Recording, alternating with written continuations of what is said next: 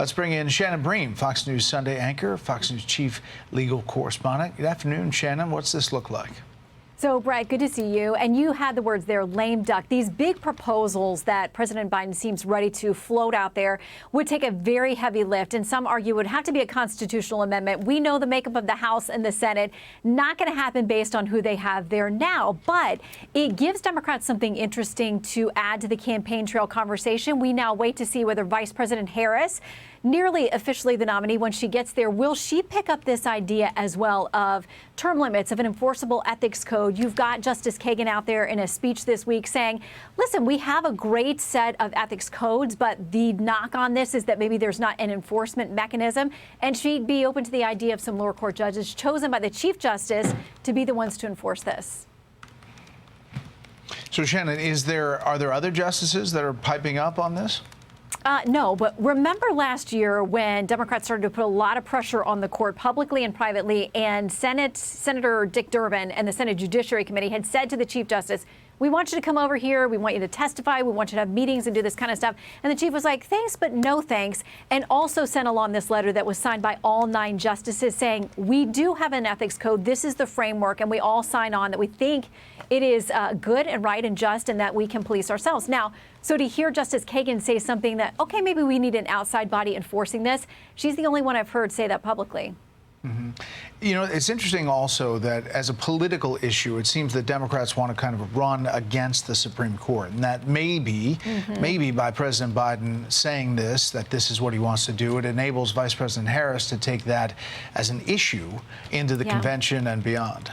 Exactly right. And there was a lot of conversation about whether this was something that happened behind closed doors when President Biden was trying to stay alive and stay on the ticket in this race.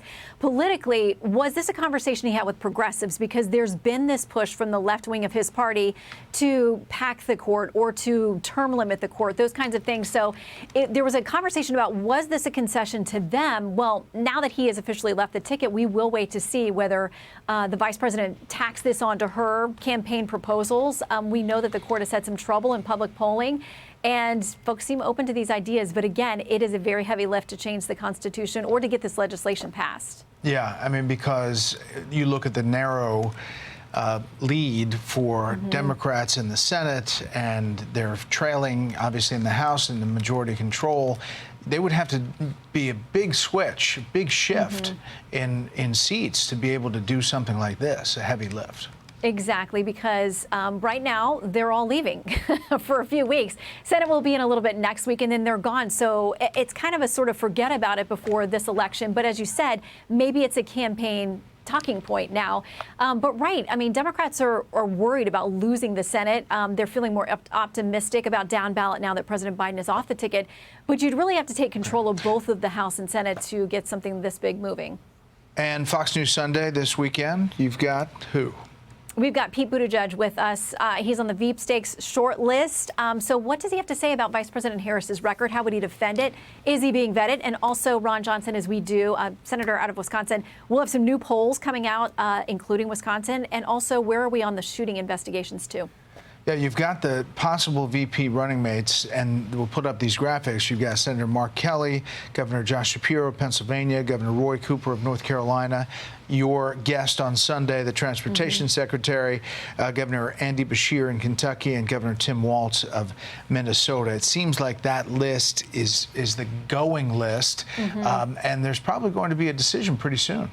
Yeah, I mean, we are getting whiplash, all of us who cover this stuff, and certainly our viewers too, at the speed at which the calculus in this campaign keeps changing. But the vice president will have to make a decision relatively quickly. And I would imagine you're going to see a lot of those faces on the Sunday shows sort of auditioning out there to be her campaigner, co-chair, essentially, if they're added to the ticket. How do they fare this weekend when confronted with her record? All right. Shannon Bream, we'll see you this weekend. Thanks. See you Sunday. Thanks, Brett. Hey, Sean Hannity here. Hey, click here to subscribe to Fox News YouTube page and catch our hottest interviews and most compelling analysis. You will not get it anywhere else.